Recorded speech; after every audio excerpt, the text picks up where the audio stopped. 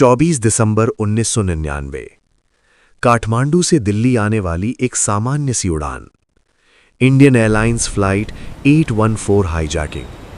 लेकिन उस दिन आसमान में कुछ ऐसा होने वाला था जो भारत की सुरक्षा, कूटनीति और सैकड़ों जिंदगियों को एक साथ दांव पर लगा देगा।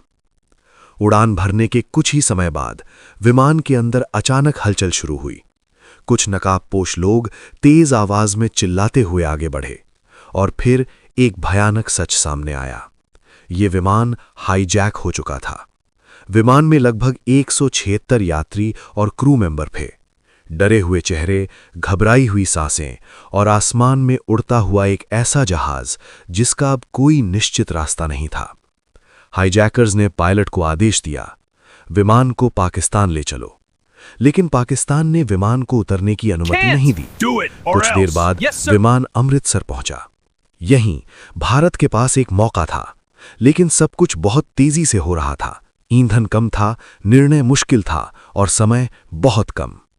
कुछ ही मिनटों बाद विमान फिर उड़ गया।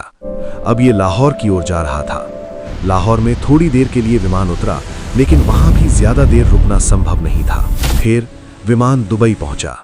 यहां कुछ यात्रियों को छोड़ा गया, लेकिन उसी दौरान एक भारतीय यात्री की हत्या कर दी गई। उनका नाम था रूपिन कटियाल। ये घटना भारत के लिए एक झटका थी। अब ये सिर्फ एक हाईजैक नहीं था, ये एक अंतर्राष्ट्रीय संकट बन चुका था। आखिरकार विमान अफगानिस्तान के शहर कंधार में उतरा। उस समय अफगानिस्तान में तालिबान का शासन था और अब भारत के सामने एक बेहद मुश्किल स्थिति थी। एक तरफ सैकड़ों निर्दोष यात्रियों की जान, दूसरी तरफ आतंकवादियों की मांगे। दिल्ली में संकट की बैठकें शुरू हो गई। सरकार, सेना, खुफिया एजेंसियां सब एक ही सवाल से जूझ रहे थे, अब क्या किया जाए।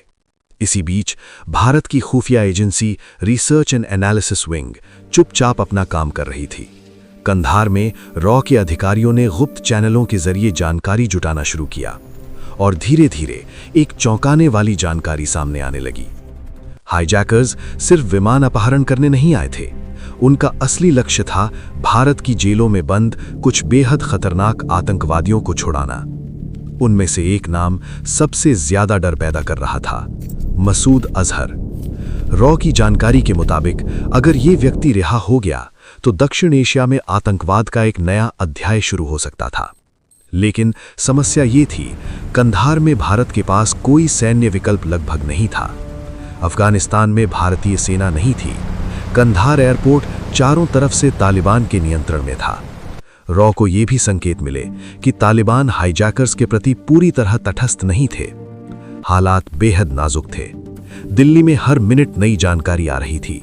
हर सूचना निर्णय को और कठिन बना रही थी। विमान के अंदर यात्री कई दिनों से बंद थे। खाना सीमित था, डर बढ़ता जा रहा था और हर पल ये खतरा था कि आतंकवादी किसी भी समय और लोगों को मार सकते हैं।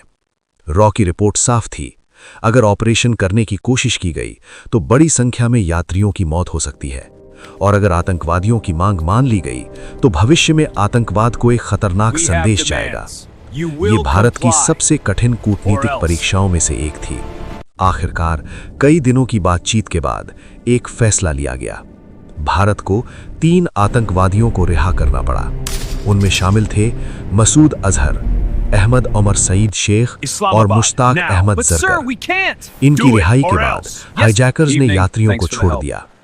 31 दिसंबर 1999 आखिरकार वो विमान खाली हुआ, यात्री आजाद थे। लेकिन इस कहानी का असर यहीं खत्म नहीं हुआ, क्योंकि रॉ की वो चेतावनी समय के साथ सच साबित होती दिखाई दी। आने वाले वर्षों में दक्षिण एशिया में कई बड़े आतंकी हमले हुए और कई बार लोगों ने उस फैसले को याद किया जो कंधार के रनवे पर लिया गया था।